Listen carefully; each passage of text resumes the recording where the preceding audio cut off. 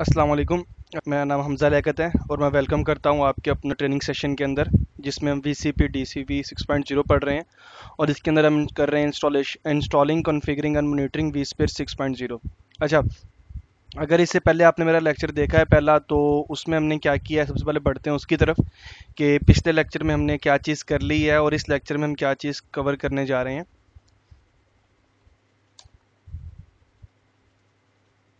अच्छा, what we are covered, हमने virtualisation का मैंने आपको ओवरव्यू दे दिया कि व्हाट इज़ वर्चुअलाइजेशन और वर्चुअलाइजेशन कहाँ यूज़ होती है।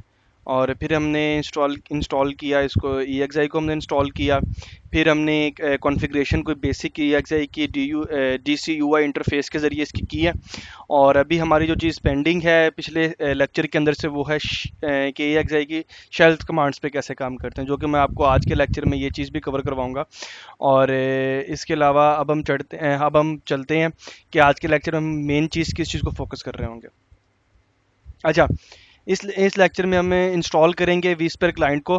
vSphere क्लाइंट वो क्लाइंट है जो हमारे EXI को एक्सेस करेगा और जितनी भी कॉन्फ़िगरेशन हमने करनी होगी, चाहे वो VMs की इंस्टॉलेशन हो, चाहे हम जाके HA पे काम करें, FT पे काम करें, DRS पे काम करें, नेटवर्क स्विच कॉन्फ़िगरेशन, मशीन बनाएं, वर्चुअल मशीन, एवरीथिंग जो भी है वो vSphere क्लाइंट के ज़रिए वो होता है EXI के अंदर, VMware के अंदर। इसके बगैर आप सिर्फ थोड़ी सी चीज़ें हैं, थोड़ी सी जो बेसिक कॉन्फ़िगरेशन है वो इसके DUCI इंटरफेस से कर सकते हैं, जो कि मैंने आपको कल दिखाई भी थी। और फिर इसके अंदर हम देखेंगे कि जो हमारे होस्ट हैं या हमारे पास ज़्यादा होस्ट हैं, तो हम उनको किस तरह मैनेज करेंगे। फ़िलहाल तो हमारे पास एक ही होस्ट हमने इंस्टॉल किया हुआ है, तो हम उसकी मैनेजमेंट देखेंगे। और फिर आगे जाके जब हम HA कॉन्फ़िगर कर रहे होंगे, हाई वेरिएबिलिटी VMware की, या हम DRS कर रहे होंगे, तो उसके अंदर हमारे पास डिफरेंट होस्ट्स होंगे, जिसमें फिर मैं आपको दिखाऊंगा कि डिफरेंट होस्ट को कैसे मैनेज किया जाता है, क्लस्टर कैसे बनाया जाता है और क्लस्टरिंग वगैरह इसमें कैसे होती है। बढ़ते हैं अपनी फर्स्ट चीज़ की तरफ। अच्छा, व्हाट इज़ vSphere क्लाइंट, सबसे पहला क्वेश्चन जेन में ये आता है। अच्छा, जब VMware EXI server doesn't come up with any console utility to manage it. अगर आपने पिछला लेक्चर मेरा देखा है तो उसमें आपने देखा होगा, जब हमने EXI को इंस्टॉल किया है तो हमारे पास EXI के ऊपर बिल्कुल छोटी सी ऑप्शंस हैं, नेटवर्क कॉन्फ़िगरेशन की, होस्ट कॉन्फ़िगरेशन की, IP की कॉन्फ़िगरेशन की, दैट्स इट। इसके अलावा आप कुछ भी उस पर मैनेज नहीं कर सकते। All you need to do, आपको एक vSphere क्लाइंट चाहिए जो आप किसी भी विंडोज़ मशीन पे, किसी भी, लाजमी नहीं है कि आप जिस मशीन पे हैं या वो उसका EXI पे तो कभी इंस्टॉल नहीं होगा ये। आप किसी भी अपने जो डाटा सेंटर है या आपका जो इन्वायरमेंट है जहाँ से आप अपने EXI को पिंग कर सकते हैं, एक्सेस कर सकते हैं, वहाँ आप vSphere क्लाइंट 6.0। अच्छा, इसकी कंपैटिबिलिटी का आपने खास ख्याल रखना है। अगर आप 6.0 कर रहे हैं, आपका EXI 6.0 है, तो vSphere क्लाइंट 5.5 उसके ऊपर वर्क नहीं करेगा। इसीलिए आपको vSphere क्लाइंट भी उसी पैकेज का 6.0 ही चाहिए उसको मैनेज करने के लिए। vSphere क्लाइंट आपको एक वंडरफुल इंटरफेस देता है जो आपके पूरे vSphere के एनवायरनमेंट को मैनेज करने के लिए आता है, ठीक है। अच्छा, इसको इंस्टॉल कैसे करते हैं।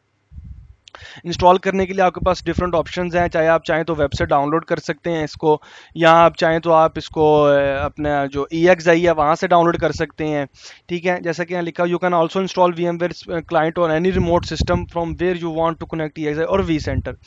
चाहे हम vCenter को कनेक्ट कर रहे हो। अच्छा, vCenter क्या है, vCenter के बारे में डिटेल्ड मैं आपको आगे जाके पढ़ाऊंगा, लेकिन बेसिकली vCenter का अगर आप अभी बेसिक आइडिया लेना चाहते हैं तो vCenter का बेसिक आइडिया सिंपल यही है कि अगर आपके पास एक से ज़्यादा EXI होस्ट हैं और आप इन सब EXI होस्ट को किसी एक सेंट्रल पॉइंट से मैनेज करना चाहते हैं, तो vCenter यूज़ होता है उस सेंट्रल पॉइंट के लिए। और इसके अलावा बहुत सी ऑप्शंस हैं जो EXI पे आपके पास अवेलेबल नहीं होती। अगर आप vSphere क्लाइंट से EXI को एक्सेस करेंगे तो बहुत सारी ऑप्शंस हैं, बहुत सारी डीप ऑप्शंस हैं जो EXI इनेबल नहीं करेगा आपको। आपको उसके लिए vCenter चाहिए। अगर आप vCenter इंस्टॉल करके अपने vSphere क्लाइंट से अपने vCenter को एक्सेस करेंगे, जब आप अपने vCenter को एक्सेस करेंगे तो उसके बाद आप सब EXI को एक्सेस कर सकेंगे जो भी लिस्टेड होगी उसके अंदर, जो आपने ऐड किए होंगे। और उसके ऐड करने के बाद आप कोई भी कॉन्फ़िगरेशन जो कि यहाँ अवेलेबल नहीं है, वो फिर आप अपने ये EXI होस्ट के ऊपर कर सकते हैं। जैसे ये आपका EXI है, ये आपका vCenter है। vCenter जो आपका है वो सॉरी एप्लीकेशन है जो आपकी सर्वर बेस्ड होगी, ठीक है। ये EXI की तरह नहीं है कि ये खुद एक OS है, नहीं, ये सर्वर 2012 आपको चाहिए होगा इसके लिए, ठीक है। सर्वर 2012 के ऊपर आप वी सेंटर इंस्टॉल करेंगे, ठीक है।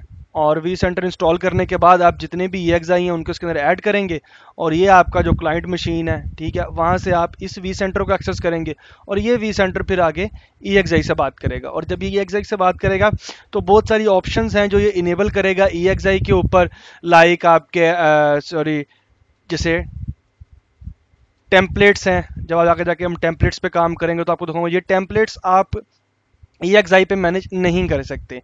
अगर आपके पास वी सेंटर है तभी आप टेम्पलेट्स पे काम कर सकते हैं। और अगर आपको अब ये क्लाइंट नहीं है आपके पास, ठीक है, ये क्लाइंट नहीं है, तो आप वेब के ज़रिए अगर आपको एक्सेस करना है तो वेब के ज़रिए आप अपने वी सेंटर को एक्सेस कर सकते हैं, और लॉगिन करके सिंपल यूज़र नेम पासवर्ड देके इसके ऊपर डिफरेंट कॉन्फ़िगरेशन जिस तरह आप क्लाइंट से होते हैं उसी तरह इसको यूज़ कर सकते हैं। लेकिन वेब से कभी भी आपका EXI एक्सेस नहीं होगा। एक्सेस होगा तो ये सिंपल आपको कहेगा कि आप vSphere क्लाइंट इंस्टॉल करें, डाउनलोड करें vSphere क्लाइंट, और उसके बाद ही मैं आपको नेक्स्ट ऑप्शन इसकी इनेबल करूंगा जो आप vSphere क्लाइंट के ज़रिए इसके ऊपर कर रहे होंगे। अब हम चलते हैं, अब हम इस लेक्चर में अब लैब की तरफ चलते हैं, और उसमें हम vSphere क्लाइंट को पहले इंस्टॉल करेंगे, और इंस्टॉलेशन के बाद पहले हम इसको डाउनलोड करेंगे। फर्स्ट डाउनलोड का मैं आपको 2-3 तरीके बताऊंगा कि कहाँ कहाँ से कैसे डाउनलोड किया जा सकता है, और डाउनलोड करने के बाद हम अपने EXI जो सर्वर है उसको एक्सेस करेंगे, और उसके बाद मैं आपको बेसिक कॉन्फ़िगरेशन बताऊंगा कि बेसिक जो इंटरफेस है EXI का कैसा है, और उसके अंदर हम क्या क्या कर सकते हैं, क्या क्या ऑप्शंस होती हैं उसके अंदर, उसको हम देखेंगे। ठीक है, तो बढ़ते हैं अपनी लैब की तरफ, और अभी हम लैब करेंगे और इसकी इंस्टॉलेशन देखते हैं पहले, बाद में इसकी कॉन्फ़िगरेशन करते हैं। अच्छा, तो ये हमारी लैब है जैसा कि हमने कल इसके अंदर इंस्टॉलेशन की थी, और ये इस वक्त हमारा EXI जो अपना EXI मेन सर्वर है वो चल रहा है, और ये इसका IP है। और अब हमने करना क्या है, अब हमने डाउनलोड करना है vSphere क्लाइंट को, क्योंकि अभी तो मेरे पास vSphere क्लाइंट नहीं है, अभी मैंने सिंपल इंस्टॉलेशन की है, और उसके अलावा मेरे पास कोई ऑप्शन मौजूद नहीं है कि मैं vSphere क्लाइंट कहाँ से एक्सेस करूँ। ठीक है, तो इसके लिए आपके पास दो ऑप्शन हैं। पहला ऑप्शन आपके पास ये है कि अगर आप अपने vSphere जो क्लाइंट है उसका IP नोट करें 192.168.195.128 जो भी आपने रखा है, चाहे आपने स्टैटिक दिया है या जो भी है, उस IP को अगर आप अपने वेब ब्राउज़र में जाके एक्सेस करेंगे, ठीक है, 192.168.195.128 आ गया मेरे पास, और मैं एक्सेस करूँगा इसको। HTTPS का एरर है, उसको मैं पास करूँगा, तो यहाँ ये मेरे पास कंसोल में सिर्फ देखें यहाँ कुछ लॉगिन का ऑप्शन नहीं है जो हमें वी सेंटर में अवेलेबल होगा। यहाँ वो सिंपल हमें इन्फॉर्मेशन दे रहा है, गेटिंग स्टार्ट पेज है, या यहाँ कह रहा है जो download vSphere client for window, ठीक है, डाउनलोड वी सेंटर कह रहा है, जो हम बाद में करेंगे इसको, और हम यहाँ से नहीं कर, जहाँ से करना चाहें यहाँ से कर लें। यहाँ हम जब आप जब अपनी लैब प्रैक्टिस कर रहे होंगे तो मैंने आपको VMware पे एक अकाउंट बनवाया था, आप वहाँ से चाहें तो वहाँ से जो ट्रायल वर्जन पे इसका ले सकते हैं। ठीक है, तो अभी जो है वो तो करते हैं। अगर यहाँ आप आएंगे तो दो इंस्टॉलर आ रहे हैं, download the Linux installer trg.gz file. अगर आप लिनक्स पे हैं, लिनक्स पे आप इंस्टॉल करना चाहते हैं तो लिनक्स पे आप ये इंस्टॉल करेंगे, लेकिन मेरे पास विंडो 7 है, विंडो बेस है, तो मैं डाउनलोड विंडो इंस्टॉलर एक्जी करूँगा। जब मैं इसको एक्जी को इंस्टॉल करूँगा तो ये मुझे ले जाएगा VMware की वेबसाइट पे, और यहाँ से मैं सिंपल यहाँ से इसको डाउनलोड कर लूँगा VMware को। एक तो ये तरीका हो गया, और यहाँ से getting start release no download release 5.5, मुझे चाहिए 6.0। ठीक है, और कमांड लाइन इंटरफेस PDF है, वेयर इज़ इट डाउनलोड में अगर मैं जाऊँगा तो यहाँ से मैं vSphere पे चला जाऊँगा।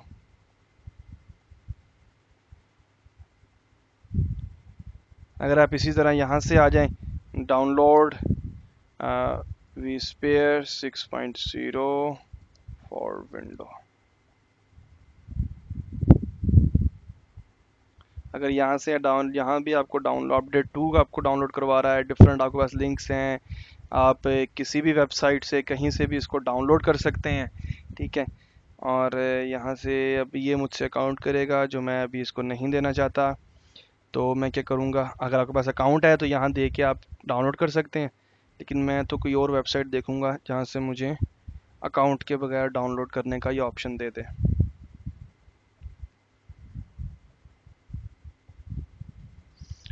मुझे चाहिए 56.0। ओके, ये डाउनलोड हो रहा है, ठीक है, ये डाउनलोड हो जाएगा। जैसे ये डाउनलोड होता है तो हम वापस आते हैं और फिर देखते हैं आगे हमने क्या करना है इसके साथ। ओके, ये मेरे पास जो क्लाइंट है वो उसका डाउनलोड हो चुका है, मैंने डेस्कटॉप पे इसको कॉपी कर लिया है। और ये तो हमने डाउनलोड किया था VMware की वेबसाइट से या किसी दूसरी वेबसाइट से। अगर आप चाहते हैं, आपके पास इंटरनेट एक्सेस नहीं है, आप VMware की वेबसाइट पे नहीं जाना चाहते कहीं भी, तो आप सिंपल, अगर आपने इस पेज पे download vSphere client for window पे क्लिक करेंगे तो यहाँ से भी ये आपको डाउनलोड करने का ऑप्शन दे देगा और आपकी डाउनलोडिंग कर देगा। और आप इसका वेट कर लें, जब ये डाउनलोड हो जाए तो आप इससे भी इसकी इंस्टॉलेशन कर सकते हैं। ओके, अच्छा अभी मैं इसको कैंसिल करता हूँ, अभी मैं सिंपल जाता हूँ, ये मेरा क्लाइंट है और अब ये मेरी विंडोज 7 की मशीन है जो मेरी लोकल मशीन है। और यहाँ से मैं अपने क्लाइंट को पिंग, EXI है इसको पिंग कर सकता हूँ। तो इसका मतलब अगर मैं यहाँ vSphere क्लाइंट करूँगा तो वो मेरे लिए बहुत एक्सेस करने के लिए ईजी होगा। अभी मैं इसको सिंपल रन करूँगा, इंस्टॉल करूँगा। अभी ये इसके सेट को एक्सट्रैक्ट करेगा सी में, और एक्सट्रैक्ट करने के बाद इंस्टॉलेशन के ऑप्शंस दिखा देगा।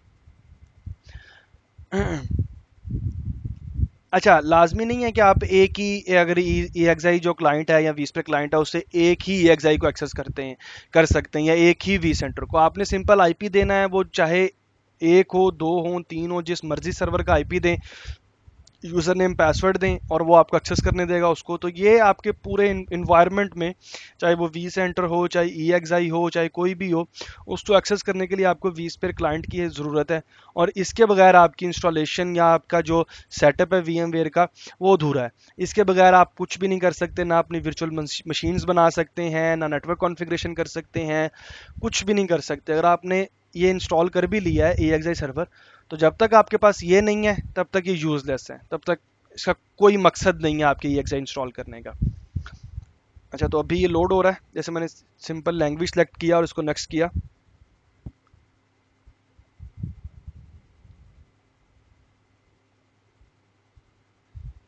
इसको नेक्स्ट कर रहा हूँ, एक्सेप्ट कर रहा हूँ, और मैं इसे कह रहा हूँ यहाँ आप इंस्टॉल कर दें इसको, सिंपल इंस्टॉल्ड। और अभी इंस्टॉल कर देगा इसको, तो वेट करते हैं थोड़ा। ये थोड़ा टाइम लेता है, 2-3 मिनट 5 मिनट, डिपेंड करता है आपके हार्डवेयर पे, आपके सिस्टम पे, सिस्टम की स्पीड क्या है और हार्डवेयर क्या है आपके पास। तो मेरे ख्याल में हम वीडियो को करते हैं पॉज। जैसे ही इसकी इंस्टॉलेशन कंप्लीट होती है तो वापस आते हैं और फिर नेक्स्ट देखते हैं। ओके गाइस, हमारी इंस्टॉलेशन हो चुकी है और कुछ मिनट लिए होंगे, और आई होप बजाय इसके कि आपने स्क्रीन को घूरने के, क्योंकि घूरने से ये बहुत जल्दी नहीं हो जाएगा, आपने थोड़ा कोई सॉन्ग ट्रैक एंजॉय किया होगा जिस तरह के मैंने किया। बहरहाल अभी हम इसको फिनिश करेंगे सिंपल, और ये आप देखेंगे आपके पास एक छोटा सा आइकन आपकी डेस्कटॉप पे आ जाएगा। फॉर एग्जांपल ये आइकन आपके डेस्कटॉप पे नहीं आता, तो आप स्टार्ट में जाके ऑल प्रोग्राम में VMware में vSphere क्लाइंट आपके पास यहाँ आ जाएगा, आप इससे भी एक्सेस कर सकते हैं। और अभी तो हम इसको सिंपल रन करेंगे, डबल क्लिक करेंगे, और यहाँ हम अपने होस्ट का देंगे IP जो कि है ITS 192.168.192.168.195.128। और जो हमने पासवर्ड रखा था इंस्टॉलेशन के दौरान, रूट, और मैंने रखा था VMware123, और मैं सिंपल इसको लॉगिन करूँगा। सर्टिफिकेट का एरर है कि सर्टिफिकेट नहीं है, आप इसको सिंपल इंस्टॉल पे क्लिक करके इग्नोर कर दें, ठीक है, और ताकि नेक्स्ट टाइम कभी भी आपको ये सर्टिफिकेट का एरर नहीं दे।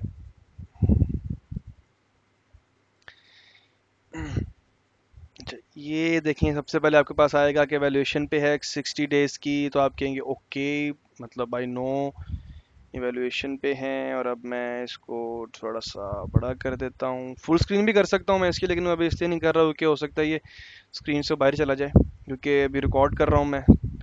तो अभी ये सिंपल सा व्यू आ गया आपके पास, रोल्स हैं, सिस्टम लॉग्स हैं, इन्वेंटोरी। अगर आप इन्वेंट्री में जाएंगे तो ये देखें, ये आपके पास वो होस्ट आपके पास आ गया, और ये आपके पास छोटी सी इन्फॉर्मेशन दे रहा है, what is an host. A host is a computer that use virtualization software such an EXI that runs virtual host provide CPU memory blah blah blah। ये ऑप्शंस हैं, अगर आप इसको क्लोज टैब कर देंगे यहाँ से और डोंट शो कह दें कि नेक्स्ट टाइम मुझे ये शो नहीं करे, ओके। ये आपके पास होस्ट की बेसिक समरी आ गई। वो कह रहा है इस होस्ट के ऊपर क्या है जी, 2V CPU हैं इसके, और रैम वगैरह आपको इधर दिखा देगा इसकी। ये देखें, ये रैम दिखा रहा है कि 4 GB रैम है, और ऑलमोस्ट 1 GB से ज़्यादा रैम इस वक्त ये एक्साई होस्ट खुद यूज़ कर रहा है, तो ये बाकी सारी रैम फ्री पड़ी हुई है। ये CPU यूजेज है होस्ट का, कि होस्ट सिस्टम कितना CPU यूजेज कर रहा है इसका। और अगर आप थोड़ा सा ड्रैग करेंगे, ये आपके पास आ गया आपका डाटा स्टोर। ठीक है, कि अभी आपके पास जैसे हमने तुम्हारे पास 30 GB का था, जिसके अंदर से इसकी इंस्टॉलेशन है फ्री, मेरे पास 21 है। ठीक है, बाकी इसने जो था अपना 8 GB वो रिजर्व करके इंस्टॉलेशन कर दी। अगर आप राइट क्लिक करके ब्राउज करेंगे इसको, तो अभी आप देख रहे होंगे इसके अंदर कुछ भी नहीं है, सिंपल एक बाय डिफ़ॉल्ट फोल्डर है। ठीक है, और कोई भी चीज़ डाटा स्टोर के अंदर अभी नहीं पड़ी हुई।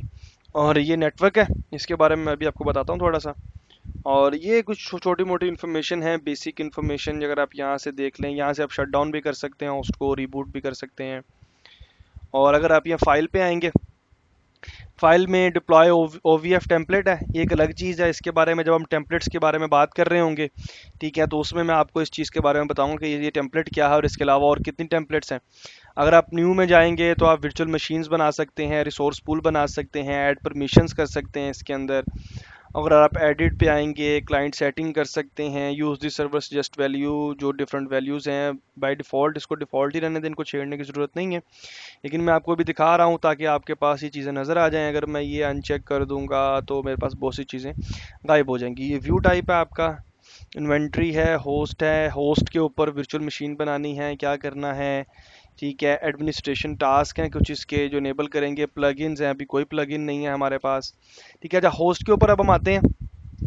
एक तो हमारे पास ये समरी टैब है कि होस्ट की समरी क्या है, होस्ट की कैपेसिटी कितनी है, कौन सा डाटा स्टोर है। ये तो होस्ट के बारे में बता रहा है, ये जनरली हमें होस्ट के बारे में ही बताएगा हमेशा, होस्ट का समरी टैब।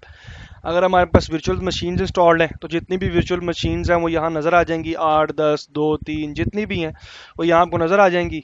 और यहाँ आपको यूटिलाइजेशन उसकी ये वो हर चीज़ नज़र आ जाएगी, जो हम नेक्स्ट हमारे जब इसको करेंगे इंस्टॉलेशन इसकी, तो वो चीज़ें भी हम देख सकेंगे। ये रिसोर्स है कि मेमोरी कितनी यूज़ हो रही है, स्टोरेज कितना यूज़ हो रहा है, CPU कितना यूज़ हो रहा है, लोकेशन अगर करनी है तो आप यहाँ से देख सकते हैं इसको। और अगर आप परफॉर्मेंस चार्ट है ये होस्ट का, किस वक्त इसका EXI का जो है रैम कितना यूज़ हो रहा है, प्रोसेसर कितना यूज़ हो रहा है, हार्ड डिस्क पे कितना लोड है, ये चार्ट आप यहाँ से देख सकते हैं। और अगर आप कॉन्फ़िगरेशन में जाएंगे, ये है आपके होस्ट की कॉन्फ़िगरेशन जो आपको वहाँ से नहीं मिलती। ठीक है, इसके ऊपर आने से पहले मैं पहले यूज़र्स में जाऊँगा। ये आपका यूज़र है एक, ठीक है, और जिससे हम लॉगिन करते हैं। अगर आप चाहें तो आप यहाँ एक नया यूज़र बना सकते हैं, जो यूज़र फिर आप उसको राइट्स असाइन कर सकते हैं, ताकि वो यूज़र जैसे रूट एडमिनिस्ट्रेटर है, DUCI DSI यूज़र है, इस तरह आप अलग अलग यूज़र बना सकते हैं। लेकिन बाय डिफ़ॉल्ट रूट ही रहता है, तो आप रूट पे ही काम कीजिएगा अभी। ठीक है, इवेंट्स हैं कि जो जो इवेंट्स अभी तक इस पे हुए हैं। ठीक है, जैसे मैंने भी इंस्टॉलेशन की थी इसकी, VMware होस्ट एजेंट स्टार्टेड हुआ है, ये फायरवॉल कॉन्फ़िगरेशन इसकी चेंज की थी मैंने कल। ठीक है, ये कल की डेट आ रही होगी इसके ऊपर। ठीक है, और ये आज की जैसे ये यूज़र रूट इस IP से VMware क्लाइंट पे इससे लॉगिन किया है, जैसे जो मैं अभी लॉगिन हूँ, ये इन्फॉर्मेशन आपके पास आ जाएगी सारी इसके ऊपर। और ये कुछ परमिशंस हैं कि रूट के ऊपर क्या परमिशंस हैं, आपने अगर किसी को परमिशन देनी है ऐड परमिशन कर देंगे। कौन कौन सी, फॉर एग्जांपल मैं यहाँ अगर यूज़र बनाता हूँ एक टेस्ट यूज़र, टेस्ट, और मैं इसका कोई भी पासवर्ड दे देता हूँ। ठीक है, ये यूज़र बन गया मेरे पास। और मैं इसकी परमिशंस में जाके अगर मैं यहाँ से ऐड करूँ अपना यूज़र, कौन सा टेस्ट बनाया था मैंने, तो टेस्ट को मैं ऐड कर दूं इधर, ओके कर दूं, ये यूज़र आ गया। अब इसके ऊपर मुझे कौन कौन से राइट्स देने हैं इस यूज़र को। अगर ये यूज़र लॉगिन करे तो ये इस EXI सर्वर पे क्या टास्क कर सके, रीड ओनली करे कि सिंपल रीड कर सके इसको, या इसको एक्सेस नहीं देना, मतलब वो तो सिंपल आप यूज़र नेम पासवर्ड किसी को नहीं देंगे तो नो एक्सेस हो जाएगा। ठीक है, अगर आप एडमिनिस्ट्रेटर यहाँ से करेंगे तो एडमिनिस्ट्रेटर करेगा, अगर आप नो एक्सेस करेंगे तो आप सिलेक्ट कर सकते हैं कि किस किस चीज़ पे इसको नो एक्सेस देना है, ये वो। सो एडमिनिस्ट्रेटर देने हैं तो एडमिनिस्ट्रेटर के इसको ओके कर देंगे, तो ये राइट्स इसको असाइन हो जाएंगे। और अब आप लॉगिन टेस्ट से भी कर सकते हैं अगर आप करना चाहें तो सेम राइट्स आपके और टेस्ट के ऊपर भी मिलेंगे। अभी मुझे इसकी ज़रूरत नहीं है तो मैं सिंपल इसको डिलीट कर रहा हूँ यहाँ से, और फिर मैं इस टेस्ट यूज़र को यहाँ से डिलीट कर रहा हूँ। अच्छा, वापस आते हैं हम अपनी कॉन्फ़िगरेशन की तरफ कि कॉन्फ़िगरेशन हमारे टैब में हमारे पास क्या है। सबसे पहले ये हेल्थ स्टेटस है कि इस वक्त जो इसका प्रोसेसर है वो कितना चल रहा है, प्रोसेसर ऑन है, ऑफ है, क्या कंडीशन है, अगर कोई प्रोसेसर फेल हो गया है तो वो भी आपको यहाँ दिखा देगा, हार्डवेयर इन्फॉर्मेशन यहाँ देगा आपकी। ये डिफरेंट एपीआईज होते हैं जो आपके हार्डवेयर से जाके बात करते हैं वीएमवेयर के, कि इस वक्त इसका फ़ैन ऑन है नहीं है, इसकी हार्ड डिस्क की सिचुएशन क्या है, हीट है नहीं है, क्या कंडीशन है, कोई कुछ फेल हो गया है, नेटवर्क कार्ड, ये बहुत सी चीज़ें तो वो यहाँ दिखा देगा आपको इसके अंदर। अच्छा, प्रोसेसर्स के अंदर अगर आप जाएंगे तो अगर आप डिटेल इन्फॉर्मेशन देख सकते हैं अपने प्रोसेसर की, ठीक है, इसके अंदर से मैन्युफैक्चर्ड वीएमवेयर है, ये वो कहाँ से प्रोसेसर है, बायोस वर्जन क्या है, कब इंस्टॉलेशन हुई, ये वो। और अगर आप इसी तरह मेमोरी में जाएंगे तो ये मेमोरी आपको दिखा देगा कि इतनी मेमोरी है, सिस्टम ने इतनी रिजर्व की हुई है, वर्चुअल मशीन के लिए इतनी अवेलेबल है, ठीक है। ये स्टोरेज है आपका, जो मैंने बताया आपको अभी कि ये आपका स्टोरेज है एक, और ये स्टोरेज है जो मैंने अभी आपको दिखाया। डिवाइसेस आपके पास यहाँ आ जाएंगी, ये वो डिवाइसेस हैं ये जो स्टोरेज से बात कर रही हैं अभी। तो अभी तो डिवाइसेस के ऊपर हम नहीं जा रहे हैं, हम आगे इसको पढ़ेंगे, ठीक है, कि डिवाइसेस किस तरह काम करती हैं और हम इसको किस तरह यूज़ करते हैं। अभी डाटा स्टोर पे है हमारे पास, डाटा स्टोर हमारे पास एक ही स्टोरेज है। अच्छा, ये सबसे क्रिटिकल चीज़ है इसकी, नेटवर्किंग। अच्छा, नेटवर्किंग में अगर आपने देखा होगा कि अभी मैंने जो इंस्टॉल किया है वो सिंपल कोई नेटवर्क कॉन्फ़िगरेशन नहीं की, और वीएम निक मेरे पास एक ही, मेरे पास इसके ऊपर नेटवर्क कार्ड था, वो साइन हो गया है। एक मेरे पास जो स्विच है वो बन गया है वीएम नेटवर्क का, और एक मेरे पास मैनेजमेंट नेटवर्क की वी कर्नल पोर्ट बन गई है। What is V kernel port, what is virtual machine port group, ये हम नेटवर्किंग के जो हमारा लेक्चर है उसके अंदर पढ़ेंगे। लेकिन अभी की अंडरस्टैंडिंग के लिए ये है कि वी कर्नल पोर्ट के ऊपर आईपी साइन होता है, और जो दूसरी पोर्ट ग्रुप होती है वो सिंपल एक स्विच होता है। अगर मैं इस स्विच की प्रॉपर्टीज़ लूँ तो आप देख रहे होंगे कि इस स्विच के अंदर वो कह रहा है कि वी स्विच है जिसके ऊपर 120 पोर्ट्स हैं। अच्छा, अगर मैं 120 पोर्ट्स देखूं इसकी, और सॉरी निक टीमिंग में चला गया मैं अच्छा, ये पोर्ट्स हैं इसकी, ठीक है, और ये मैनेजमेंट नेटवर्क है इसका जिसके ऊपर ये आईपी साइन है, ठीक है। और अगर मैं इसको यहाँ से नेटवर्क अडॉप्टर्स में जाता हूँ तो ये एक मेरा निक है जो इस स्विच के साथ अटैच है, और फिर उस स्विच के साथ मेरा एक वीएम नेटवर्क पोर्ट ग्रुप है और एक मैनेजमेंट नेटवर्क पोर्ट ग्रुप है जो इस स्विच से जो इस स्विच से बात कर रहे हैं, और ये स्विच इस वीएम निक से बात कर रहा है, और ये वीएम निक आगे जाके आपके फिजिकल स्विच से या फिजिकल डाटा सेंटर स्विच से बात कर रहा है। तो इस तरह आपकी ट्रैफिक इस स्विच से होती हुई, वीएम नेटवर्क से होती हुई, स्विच से होती हुई बाहर जाएगी। ये वीएम नेटवर्क वो है पोर्ट ग्रुप है जो आप अपनी मशीन्स को असाइन करेंगे ताकि वो लोकल डीएचसीपी पे, जो आपका लोकल फिजिकल डीएचसीपी है, वहाँ से अगर नॉलेज आता है तो वो इस नेटवर्क कार्ड से होते हुए इस स्विच के पास जाए, और फिर स्विच के पास जाके इसके पास जाए, और फिर यहाँ से मशीन के ऊपर से वो मिले।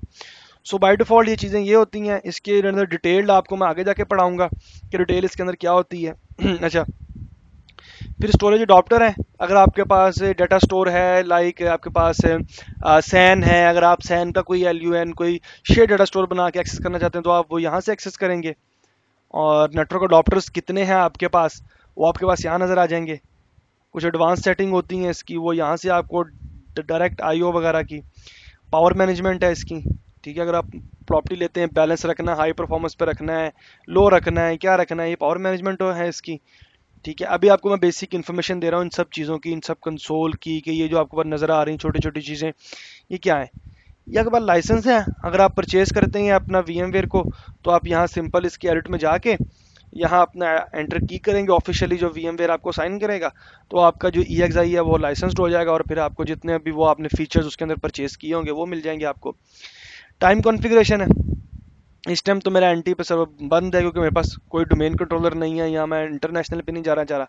लेकिन अगर आपने कॉन्फ़िगर करना है, आप इसकी प्रॉपर्टीज़ में जाके, इसकी ऑप्शंस में जाके, अगर आप यहाँ अपना वो आईपी असाइन कर दें कि कौन सी आईपी है जो आज जहाँ से ये जो इसका मेन टाइम सर्वर होगा वो साइन कर दें, या जर्नल आप, फिर उसके बाद स्टार्ट एंड स्टॉप, ये एक सर्विस होती है NTP की, वो आप स्टार्ट एंड स्टॉप कर दें इसके साथ, और आप स्टार्ट कर दें अभी।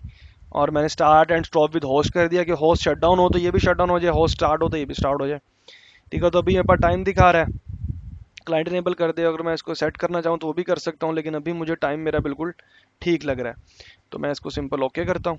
ठीक है। और ये डीएनएस एंड राउटिंग कॉन्फ़िगरेशन, अभी हमने देखा होगा पिछली लैब में, डीएनएस को चेंज कर सकते हैं आप, ठीक है। लोकल होस्ट है, यहाँ से चेंज कर सकते हैं कौन सा डीएनएस है जहाँ ये जाए।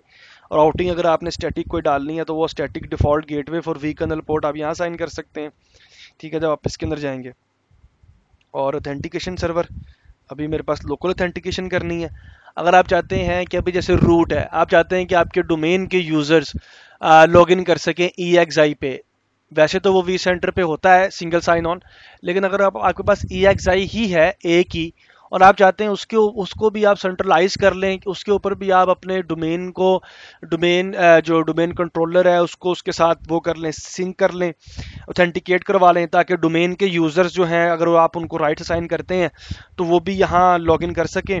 तो यहाँ से आप सिंपल एक्टिव डायरेक्टरी दे के, यहाँ सिंपल अपनी डोमेन दे के, जैसे माई लैब, सॉरी अभी तो मेरे पास कोई नहीं है, सिर्फ मैं आपको बता रहा हूँ, माई लैब डॉट लोकल है, ठीक है। ऑथेंटिकेशन प्रॉक्सी अगर कोई है, ज्वाइन डोमेन करेंगे, यूज़र नेम पासवर्ड देंगे, ज्वाइन करेंगे तो ये ज्वाइन हो जाएगा। फिर उसके बाद आप अपने यूज़र्स में जाके परमिशन असाइन कर सकते हैं, किस यूज़र को क्या परमिशंस देनी है, ठीक है। अच्छा जी, वर्चुअल मशीन स्टार्टअप है। अगर आपके पास कुछ मशीन्स हैं और आप चाहते हैं कि अगर मेरा ये EXI सर्वर शट डाउन हो गया है ड्यू टू पावर इशू, और बाद में ये स्टार्ट हुआ है, तो बजाय इसके कि मैं इसको लॉगिन करके अपनी वर्चुअल मशीन्स को मैन्युअली ऑन करूं, ठीक है, आप यहाँ कुछ अपनी EXI अपनी जो वर्चुअल मशीन है वो ऐड कर सकते हैं। अगर कोई इंस्टॉल होती तो मेरे पास यहाँ नज़र आ जाती, ऐड कर सकते हैं कि ये मशीन जैसे ही सिस्टम या EXI सर्वर अप हो तो ये जो मेरी मशीन है ये उसी वक्त ऑन हो जाए, ठीक है। तो आप उस कॉन्फ़िगरेशन को यहाँ से कर सकते हैं। और ये स्वाइप लोकेशन है इसकी, जो आप आगे जाके पढ़ेंगे कि स्वाइप लोकेशन क्या होती है और उसको कैसे काम किया जा सकता है इसके ऊपर। अच्छा, ये सिक्योरिटी प्रोफाइल है, ये मेन चीज़ है इसकी, सिक्योरिटी प्रोफाइल की, कि ये जो इसका सिक्योरिटी प्रोफाइल है इसके ऊपर डिफरेंट फायरवॉल ऑप्शंस हैं, कौन कौन सी आपने ऑन रखनी है, कौन कौन सी बंद रखनी है। अगर मैं अभी इसकी प्रॉपर्टीज़ लेता हूँ तो मैंने एक SSH क्लाइंट सर्वर को मैंने ऑन करना है, कि SSH क्लाइंट जो है वो इसका ऑन करना है मैंने। अब मैंने SSH क्लाइंट को ऑन कर दिया, और SSH की सर्विस है जो मेरी, उसको मैं यहाँ से स्टार्ट कर देता हूँ, ठीक है। और start and stop with host, okay. और अब जो मेरी SSH की सर्विस है वो रन कर रही है। इस तरह डिफरेंट सर्विसेज हैं इसकी, जो आप ऐसे डिफरेंट सर्विसेज अगर आप ऑन करना चाहें, ठीक है, एक्टिव डायरेक्टरी की सर्विसेज, VMware वी सेंटर की एजेंट की सर्विसेज, कोई भी सर्विस अगर आप ऑन करना चाहें आप यहाँ से इसको ऑन कर सकते हैं, ठीक है।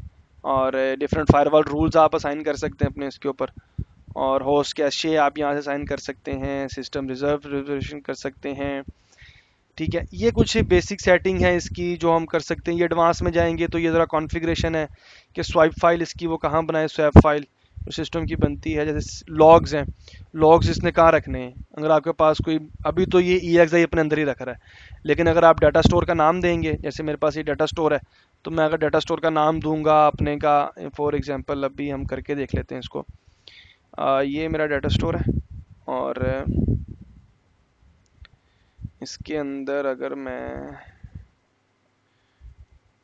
लॉग्स, ठीक है, और ये मेरा लॉग है, और यहाँ से मैं ये चीज़ को कॉपी कर लेता हूँ, ठीक है, लॉग्स की इस जगह को, और यहाँ मैं खड़ा हूँ, और ये मैं जाता हूँ वापस अपनी कॉन्फ़िगरेशन में, एडवांस सेटिंग्स में जाता हूँ मैं, और अपने सिसलॉग में जाता हूँ, और यहाँ मैं असाइन कर देता हूँ कि ये इसका लॉग है, और यहाँ लॉग्स के अंदर आपने इसको सेव करना है। अब जो भी मेरे EXI के लॉग्स होंगे वो मेरे डाटा स्टोर में, ठीक है, वो यहाँ सेव होना शुरू हो जाएंगे।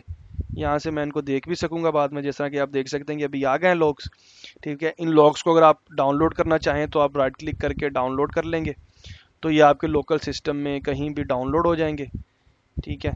डाउनलोड करके आप इसको रीड भी कर सकते हैं इन लॉग्स को, ठीक है। और डिफरेंट चीज़ों को अगर आप कोई चीज़ अपलोड करना चाहें डाटा स्टोर में, ठीक है, तो आप इसके यहाँ आएंगे, यहाँ से आप अपने अपलोड कर सकते हैं, अपलोड फाइल, फोल्डर, कोई फोल्डर आपने अपलोड करना है, कोई ISO इमेज है जो आपने अपलोड करना है, या आपने ये पूरा फोल्डर लॉग्स का डाउनलोड करना है, तो अगर आप यहाँ से डाउनलोड कर देंगे यहाँ से भी हो जाएगा। राइट क्लिक करके अगर आप, सॉरी, यहाँ से करेंगे यहाँ से हो जाएगा, या कोई सिंगल फाइल करनी है आपने तो वो यहाँ से आप इसको डाउनलोड कर सकते हैं, ठीक हो गया। अच्छा, अभी ठीक है, अभी मैं आपको लॉग्स जो हमने डाउनलोड किए हैं वो देखते हैं। जैसे ये लॉग्स हैं, ठीक है, इसके अंदर अभी तो कुछ नहीं हो गया, अभी ये कोई काम ही नहीं किया इसके ऊपर, सर्वर ने जब मशीन्स बनाएंगे तब ये लॉग काम करेंगे और फिर हम लॉग्स की डिफरेंट इन्फॉर्मेशन देख सकते हैं। ठीक है गाइस, ये था हमारा आज का लेक्चर। इसके अंदर हमने vSphere क्लाइंट को इंस्टॉल किया और इसको हमने देखा कि अब इसकी अब डिफरेंट के क्या क्या ऑप्शंस हैं हमारे पास, क्या क्या ऑप्शंस इनेबल हो गए हैं, क्या क्या ऑप्शंस को हम देख सकते हैं। ठीक है, तो अब हम चलते हैं अपनी लास्ट स्लाइड की तरफ और देखते हैं फिर। अच्छा एक चीज़, सॉरी सॉरी, एक चीज़ हमारे पास पेंडिंग रह गई। पिछले लेक्चर में हमने एक चीज़ मिस की थी, हमने एक कमांड बेस EXI पे काम नहीं किया था। तो अगर आपके पास पुटी है जो जिसको आप सिंपल इंटरनेट से डाउनलोड कर सकते हैं, अगर आप इसको डाउनलोड कर लें इंटरनेट से पुटी को, जो फ्री सॉफ्टवेयर है डाउनलोड कर लेंगे। अभी जैसे मैंने SSH की सर्विस ऑन की है 2022 पोर्ट पे, और अगर मैं अपने इसका IP दूंगा जो कि 158.128 है I guess, if I am not wrong 195.128, अगर मैं इसको सिंपल बंद कर दूं और यहाँ से मैं 192.168.195.128 और मैं इसको रुके कंफर्म कर लूँ 192.195.128 अच्छा, इसको मैं सेव भी कर लेता हूँ, इसको मैं सेव कर लेता हूँ EXSI 1 के नाम से सेव कर लेता हूँ। ये IP सेव हो गया। अब सिंपल मैं इसको यहाँ से ओपन करता हूँ। अब ये कह रहा था सर्वर होस्ट की, इसे सिंपल आप यस करेंगे, यहाँ आप अपना रूट यूज़र नेम देंगे, यहाँ आप अपना पासवर्ड देंगे जो कि आई गेस गलत हो गया मुझसे यहाँ आप अपना पासवर्ड देंगे और ये आपका लॉगिन कर देगा। जैसे मैं यहाँ हूँ तो मैंने अब फॉर एग्जांपल पिंग करना है यहाँ से, तो VM के पिंग आएगा, ठीक है, और नॉर्मल पिंग नहीं आएगा। और मैं अगर यहाँ से अपने लोकल होस्ट को ही पिंग करता हूँ, ठीक है, तो मैं देखता हूँ ये कमांड चल रही है, okay this command is fine. और अगर इसी तरह मैं अपने 8.8.8.8 को पिंग करता हूँ तो गूगल को पिंग कर रहा है। इसी तरह अगर मैं facebook.com को पिंग करता हूँ तो facebook.com को पिंग कर रहा है। इस तरह डिफरेंट ये कमांड्स हैं जो आप इस पर रन कर सकते हैं, जो आप यहाँ से भी देख सकते हैं अगर आपने बहुत डीप काम करना है। और इसको स्टडी भी कीजिएगा ताकि आपको आइडिया हो जाए कि आप बेसिक कमांड हैं या डीप कमांड्स हैं वो कौन कौन सी हैं, उनको कैसे रन करना है आपने EXI के ज़रिए। इसके शेल का मैंने आपको बता दिया कि पुटी के ज़रिए आप EXI को यहाँ से एक्सेस कर सकते हैं कमांड्स के ज़रिए। और मैनेजमेंट के लिए आप अपना vSphere जो क्लाइंट है उसको ऑन करेंगे और मैनेजमेंट आप अपने यहाँ से करेंगे।